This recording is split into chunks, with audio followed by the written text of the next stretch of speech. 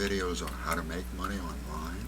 If you'd like to work from home online, subscribe to my channel and ring the bell, and I will send you an update whenever I make a new video. And if you'd like to know my #1 recommendation for making a full-time online income from home, click on the first link in the description below and I'll send you all the details. This video is about how you can add an outline to an image, and this should work on any image. The process is super easy as well as fast, and it's totally free. The tools we're going to be using are going to do all the work. All we have to do is follow a few simple steps. The first step is that we need to remove the background. If we can eliminate the background, then we can outline our image. The reason why a lot of people are doing this, YouTubers in particular, is that that outline is going to kind of help that image to jump out, and the idea is that you're going to get more clicks, you're going to get more click-throughs. In order to remove the background, we're going to use a website called remove.bg. It's remove.bg.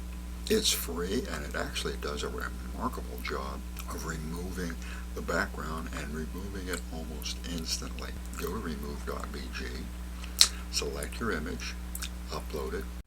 As you can see, remove.bg does a perfect job almost every time. When you're happy with the image, download the image with the background removed, and we're ready for the next step, which is to outline that image. Before we go to that step, before we go to the next step, before we leave remove.bg, let's take a quick look at what to do when remove background does not do a perfect job. With this image, you can see how the wooden wagon interferes, kind of blocks the image, part of the image. So can we do anything about this? Because these things are going to happen, and that's what I want to share with you. Remove.bg does have an edit button. It does have an edit option. And if you'll click on that edit button, then you're going to see on the top right, you're going to see that we can add a background. We do not want to add the background, of course, but we can also erase and restore.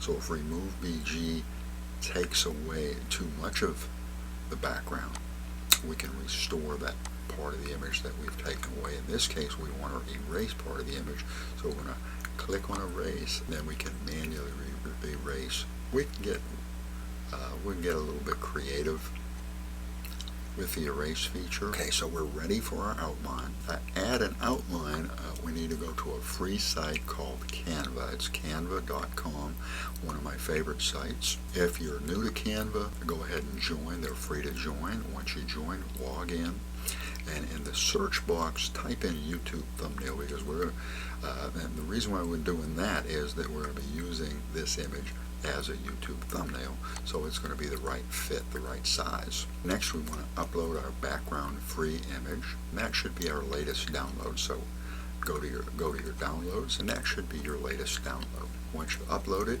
drag and drop it to your Canva workspace, and click on Effects in that workspace on the top left. If you don't see effects, click on the image, and an effect should show up. Click on Effect, and where it says Shadows, click on Glow, G-L-O-W, and click on it again.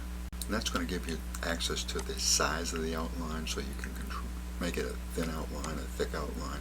You can control the sizing, the transparency, the blur, the color. You can choose different colors, so you can even click on the plus button and get real specific on the color that you want, so you can get exactly what you want.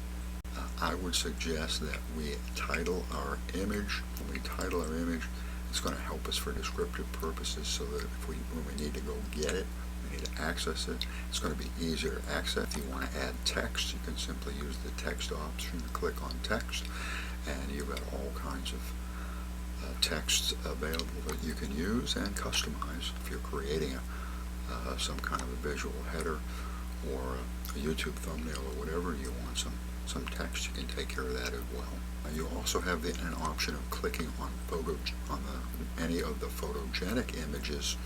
If you click once on the image, you can use Canva's preset photogenic image, and what that does is it's going to change the intensity. If you click on it twice, you're going to be able to manually change the intensity of your image. When you're satisfied with your image, click download, and when when you are ready to re-upload your image to YouTube or your website or wherever, just simply go to Downloads, look for the title name, and upload that image.